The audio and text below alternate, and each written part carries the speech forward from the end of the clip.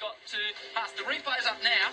Here we go. Watch out, Howard. Look. You can probably see on the monitor. I was trying to time it at the same time as Look at the difference. There it is. So that's... Now, Mark Wall was saying to me the other day when we were watching you in Canberra that one of the smoothest movers on a cricket field, he said, I couldn't come down the pitch to Rashid due to that speed change. Yeah. Well, I think the one thing was we were taught to try and deceive the batsman in flight.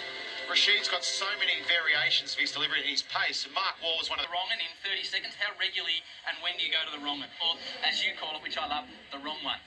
Yeah, exactly. I love the wrong one. That is something every leg spinner, they love it, bowling the wrong one. But I think I'm bowling it as it last night as well, like according to the batsman's mind, like, where he's want to hit me and what is his mentality right now and with which mind he's playing. Either he's fully playing my wrong one or he's waiting for the leg spin as well. So, okay, so the grip for your wrong one, Shane, you get in there, I need to get out of the way. So can you both hold up your grip for the wrong one, as Rash calls it? Yeah, well, Mike, so that was mine.